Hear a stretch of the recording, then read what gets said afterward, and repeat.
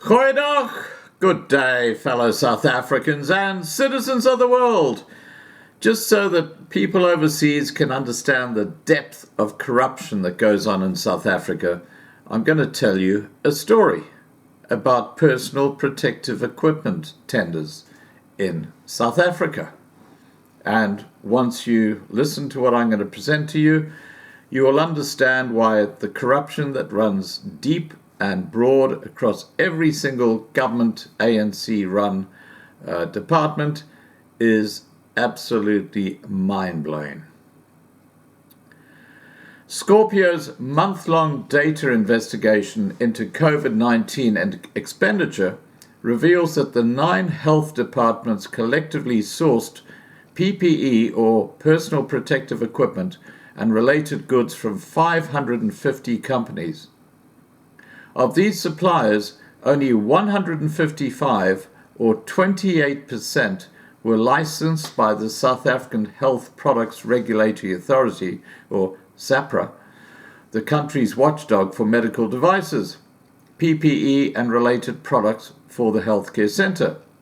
What they're saying, in effect, is that just under 400 people who got contracts to supply PPE had no legal authority to get that contract because they were not recognized by SAPRA.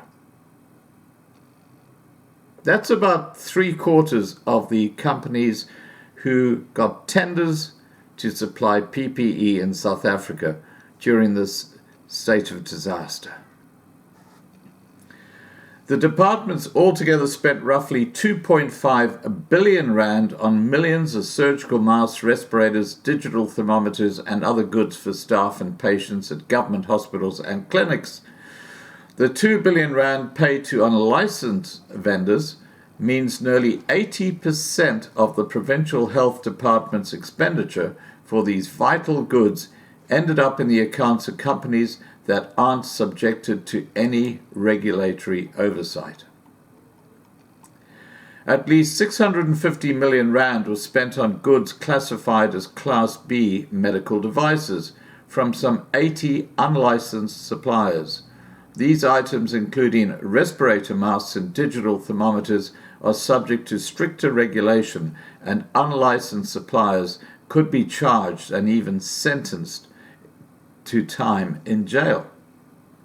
But of course, they're the black privileged ANC cadres, the tenderpreneurs who set up a little shelf company, through a mate get the contract, and that's where the wheels come off. And that's why South Africa is in such a mess, because this is a canary in the coal mine we're talking about. This happens across the board. This is a ploy that's been played for 26 years by the ANC and the black privileged, their cadres. Let's continue.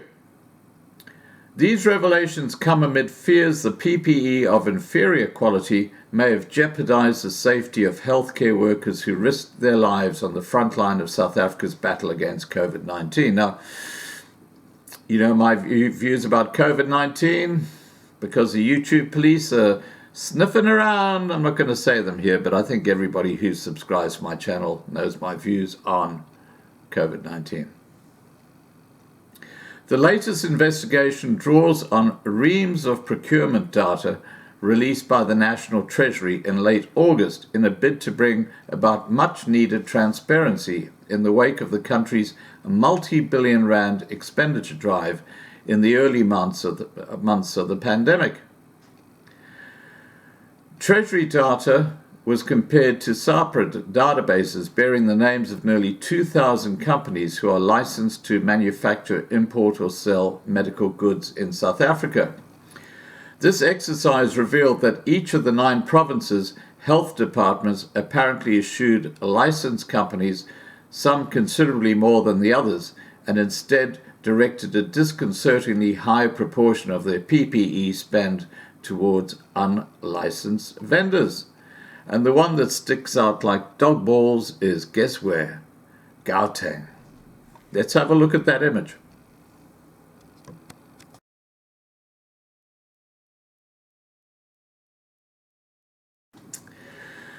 The data confirms that the unprecedented emergency procurement for COVID-related goods attracted swarms of opportunistic operators who had no business in supplying health departments with controlled medical products.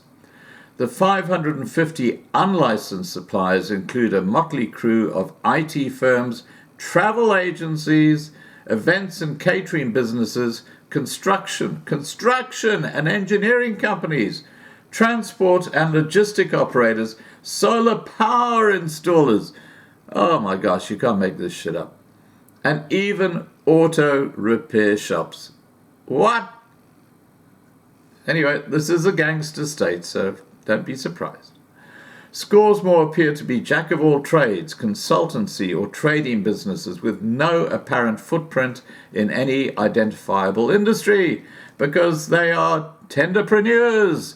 They've got BEE rating and they are from the ANC black privilege class, as opposed to the rest of the black population who live in the townships who are excluded from this very exclusive clique of ANC members. In some instances, health departments funneled virtually every last cent that they spent on PPE and other COVID-related products to unlicensed companies.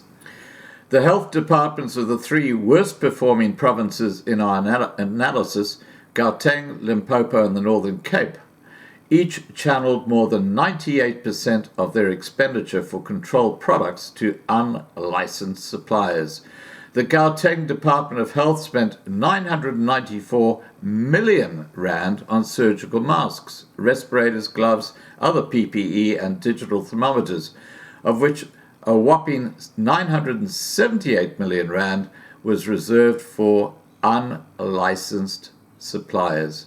That's about 99% of the tenders were given to people who had no right to be tendering in the first place. Northwest, 94%, the Free State, 82%, and KwaZulu-Natal, 78%, also channeled alarming proportions of their PPE spend to unlicensed vendors. The dubious procurement practices extended to all provinces.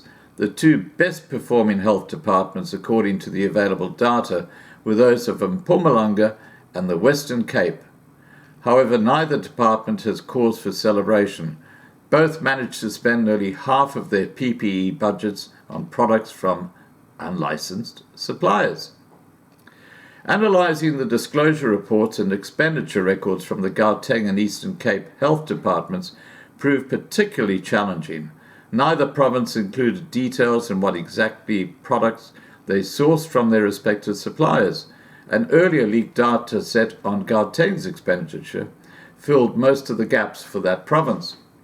Efforts to obtain the required records from Eastern Cape health officials were fruitless. Our figures for that province's payment to unlicensed suppliers for regulated or controlled medical goods and PPE is an estimate based on its total expenditure on unlicensed companies. In all, the Eastern Cape Department of Health procured 624 million rands worth of goods related to the pandemic. Unlicensed companies received 416 million rand, or 66% of this expenditure. There come your black privileged ANC cadres. The Eastern Cape Department of Health spokesperson Sizwe Kopelo said, all tenders related to COVID-19 are the subject of an internal auditing process on the instruction of the MEC. There is a verification process of all these tenders, deliveries and so forth before any payment is made. That process is currently underway. But hang on. Before any payment is made, but payments have been made. Something doesn't add up here. Anyway, let's have a look at the Eastern Cape and you get a better visual understanding of how corrupt this gangster state of South Africa is.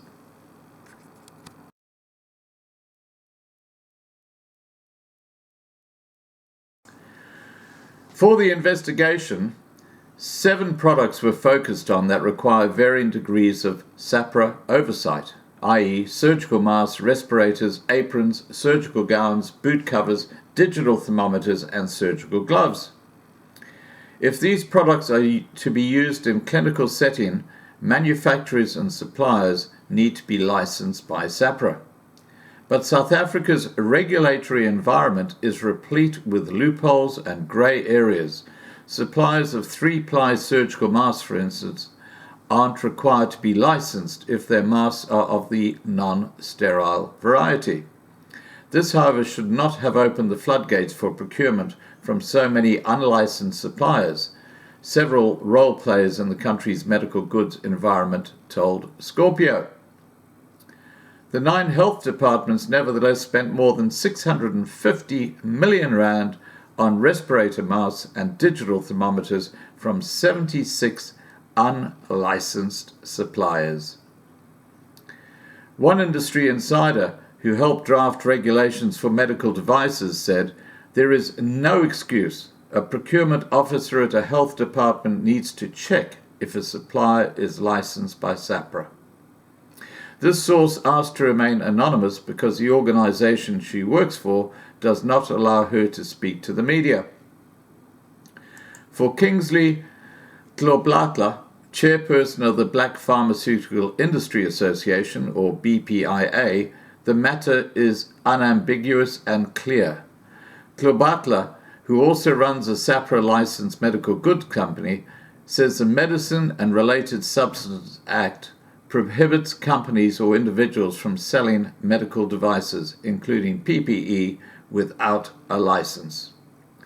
Tloblatla is incensed by the fact that the provincial health department spent most of their money on goods from unlicensed companies, while businesses like those that belong to the BPIA had gone to great lengths to secure their licenses from SAHPRA.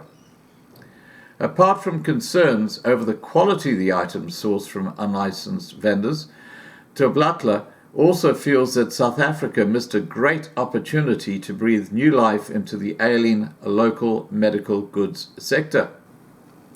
Tloblatla said, "We should have used this crisis to re-industrialize the healthcare manufacturing sector, which closed around 37 plants in the past 20 years. This would have created sustainable jobs opportunities for South Africans." Some of the KN95 masks we received were wrong shape and did not fit very well, said some of the public hospitals. While regulatory uncertainty and ambiguity may exist around some of the items, the licensing requirement for 2 of the products in our peer review are clear. Suppliers of respiratory masks and infrared thermometers need a license from SAHPRA. Unlicensed business owners trading in these products face possible criminal charges. The 9 health departments nevertheless spent more than 650 million rand on respirator masks and digital thermometers from 76 unlicensed suppliers. The Gauteng Department of Health bought at least 5 million respirator masks at a cost of about 350 million rand from 14 vendors who don't have the required license. These figures may climb as more detailed data on this province's PPE procurement becomes available. Spokesperson for the Gauteng Provincial Government, Thabo Masebe, said they will only comment once an ongoing Special Investigation Unit, or SIU, probe has been concluded. Masebe said, "The irregularities being investigated by the SIU include the issue you are referring to." A senior staff at one of Gauteng's public hospitals said healthcare workers were very nervous about the quality of the PPE they were made to use. He spoke on condition of anonymity for fear of reprisal. He told us some of the KN95 masks we received were the wrong shape and did not fit very well. We had an enormous amount of healthcare workers who got infected with coronavirus. Maybe some of this was as a result of poor quality PPE. It is sad. It is unavoidable, he said. Let me show you a little graphic which will visually display what I'm talking about.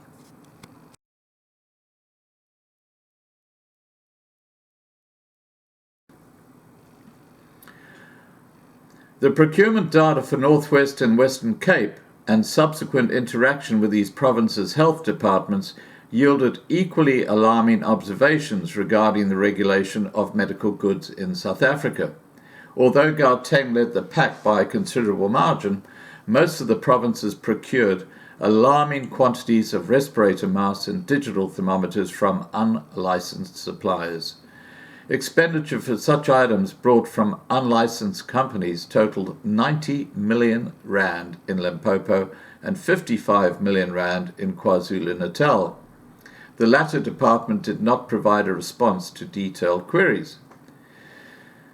Neil Shikwambana, spokesperson for Limpopo's Department of Health, was asked about his province's total expenditure of 334 million rand for goods from unlicensed vendors, including respirator masks, digital thermometers, sterile gowns, and sterile gloves.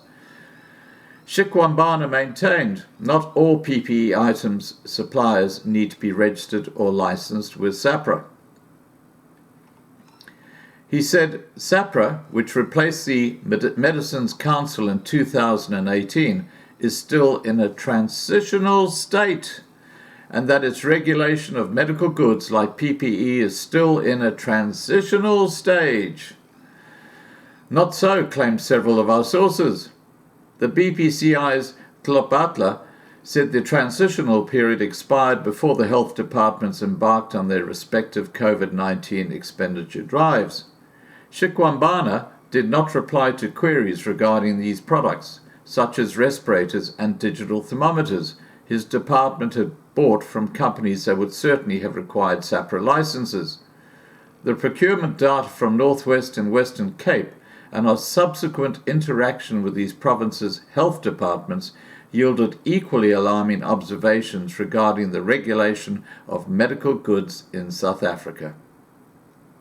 When asked about the registration status of BioVision, one of North West's respirator suppliers, the province's health department sent us a letter from the company.